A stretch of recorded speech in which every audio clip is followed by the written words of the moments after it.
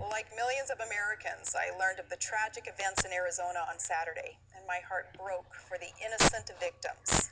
No words can fill the hole left by the death of an innocent, but we do mourn for victims' families as we express our sympathy. I agree with the sentiment shared yesterday at the beautiful Catholic Mass held in honor of the victims. The Mass will hopefully help begin a healing process for the families touched by this tragedy and for our country. Our exceptional country. So vibrant with ideas and passionate exchange and debate of ideas, it's a light to the rest of the world. Congresswoman Giffords and her constituents were exercising their right to exchange ideas that day to celebrate our republic's core values and peacefully assemble to petition our government. It's inexcusable, incomprehensible why a single evil man took the lives of peaceful citizens that day. There's a bittersweet irony that the strength of the American spirit shines brightest in times of tragedy. We saw that in Arizona. We saw the tenacity of those clinging to life, the compassion of those who kept the victims alive, and the heroism of those who overpowered a deranged gunman. Like many, I've spent the last few days reflecting on what happened, praying for guidance.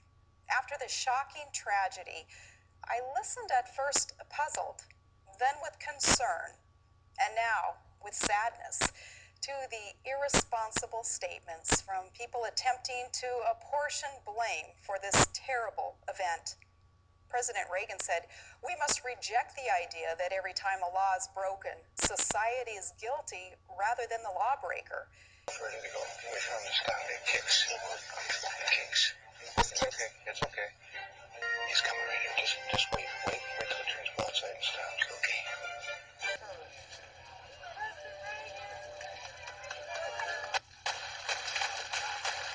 It is time to restore the American precept that each individual is accountable for his actions. Acts of monstrous criminality stand on their own. They begin and end with the criminals who commit them, not collectively with all the citizens of a state, not with those who listen to talk radio, not with maps of swing districts used by both sides of the aisle, not with law-abiding citizens who respectfully exercise their First Amendment rights at campaign rallies, not with those who proudly voted in the last election.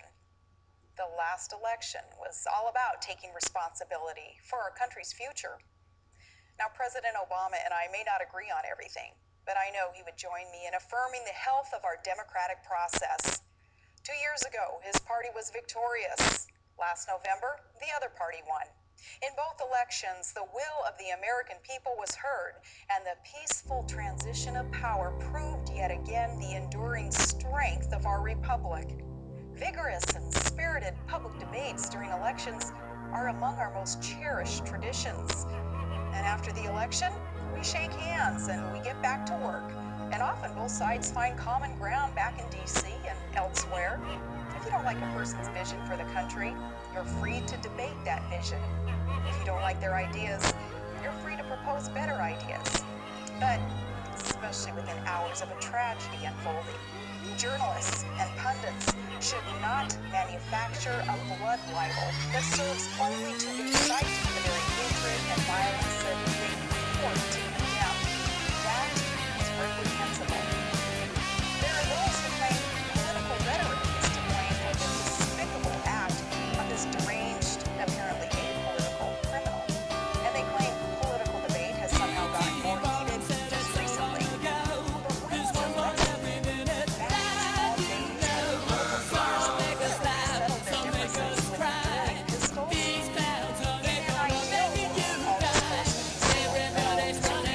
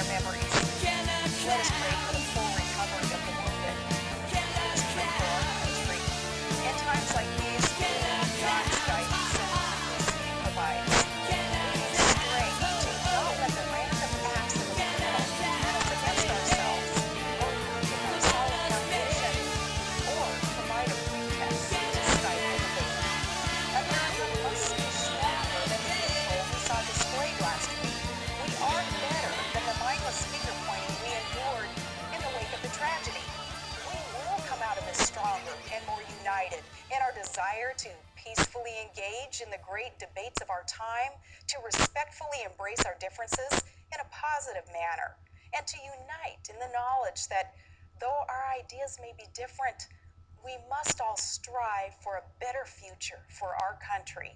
Yes, may God bless America.